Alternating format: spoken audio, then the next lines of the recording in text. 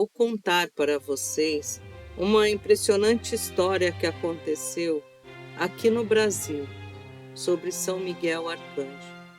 Foi no final da Guerra da Revolução de 32. Então, contam os relatos assim: a pacata em defesa São Miguel Arcanjo, que é uma cidade no interior de São Paulo, se unia em apreensão e muitas orações a cada notícia de que as tropas do capitão Dilermando se aproximavam. Registros do livro do tombo da paróquia de São Miguel Arcanjo mostram que a guerra era a preocupação número 1 de todos. O medo em São Miguel Arcanjo, a 63 quilômetros de Capão Bonito, crescia. Havia quem contasse os quilômetros que faltavam para a guerra chegar à cidade.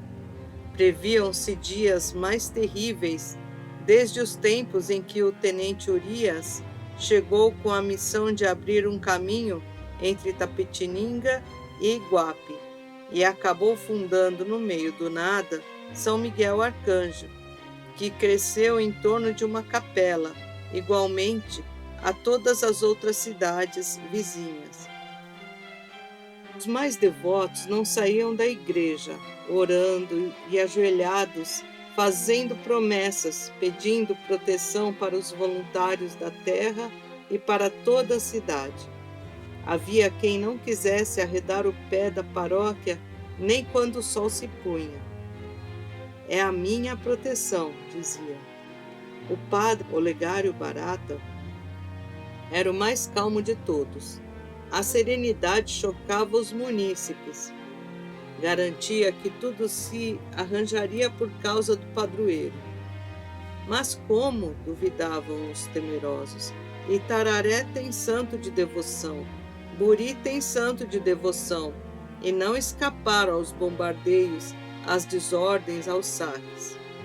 Poucos tinham coragem de sair de casa de tanto ouvir histórias horríveis daqueles que fugiram de outras cidades. Esperar com paciência o confronto, não restava mais o que fazer. Rezar sem parar nas ruas, em casa, na igreja. A jornada chegava ao fim para os paulistas. A juventude, o destemor, o voluntarismo, o amor à liberdade, o desprendimento, a audácia, não conseguiam barrar o avanço de tropas regulares, bem treinadas, bem supridas e bem municiadas. Os comandantes do governo sabiam que chegar à capital, o que seria o fim da guerra, era questão de dias e de escolher o caminho. Não podia ser por Itapetininga, a cidadela paulista mais bem protegida.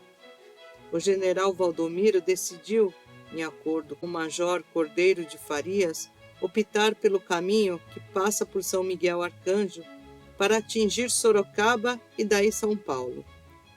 O esforço paulista foi extraordinário, incomum, mas ainda assim insuficiente. Certo de que nada o deteria, o capitão Dilermando foi à frente da tropa em direção a São Miguel Arcanjo, uma longa caminhada que iniciou ao cair da tarde. Via a consagração que teria ao chegar à capital dos paulistas com os louvores da vitória.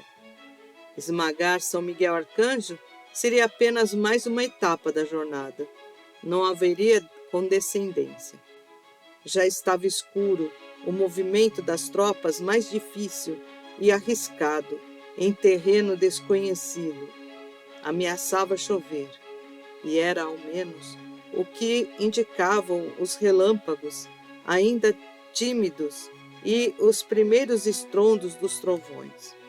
O ritmo era o mesmo de sempre: assentar os canhões a alguns quilômetros do alvo, a infantaria de prontidão para passar por cima das trincheiras, a cavalaria também atenta. São os últimos movimentos, depois de quase 3 meses longe de casa. O céu parece enfurecer-se. Grandes e disformes nuvens chocam-se umas contra as outras. Uma luta de gigantes, as estrelas fugiram. O capitão de Lermando espera a ordem de ataque. Os estrondos aumentam. Vem do alto.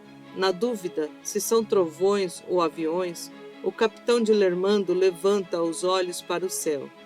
Não vê aviões. Não haverá bombas.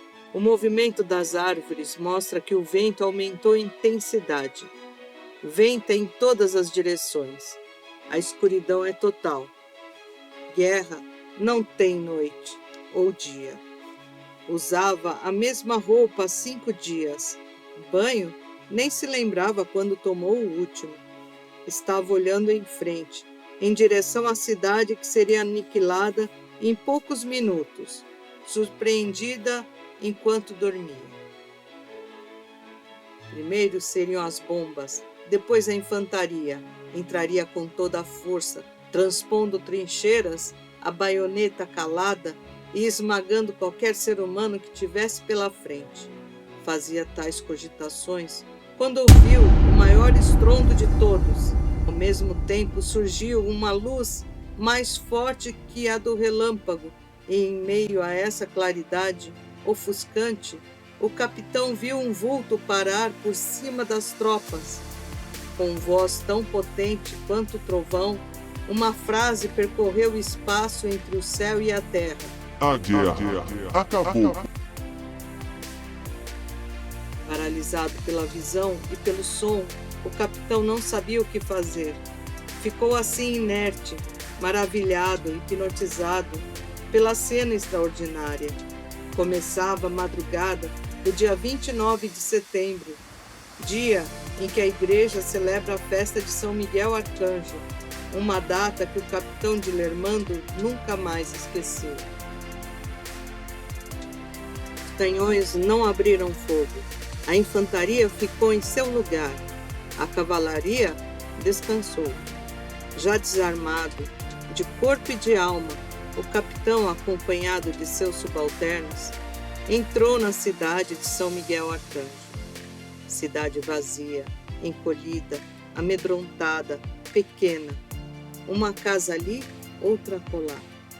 O capitão procurou uma igreja. Pretendia agradecer a graça do fim da guerra.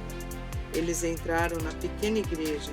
Quando Lermando de Assis se deparou com a imagem de São Miguel, de espada em punho, ficou meio assustado, atônito, juntamente com os outros soldados. Exclamou: "Foi ele! Foi este o homem que eu vi! Foi ele que disse que a guerra havia acabado!" Desconcertado, o capitão se jogou ao chão diante da imagem imponente do santo. Admitiu que foi vencido. O santo guerreiro o impediu de consumar a última vitória da guerra. A guerra acabou. Calou os canhões e as metralhadoras. Evitou a destruição da cidade de São Miguel Arcanjo. Cheguei ao fim da narrativa. Eis agora o santuário de São Miguel que está sendo construído na cidade de São Miguel. São Miguel merece. Que Deus seja louvado por São Miguel.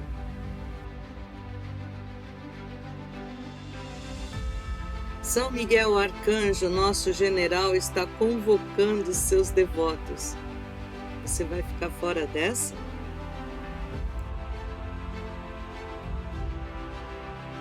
Quem como Deus?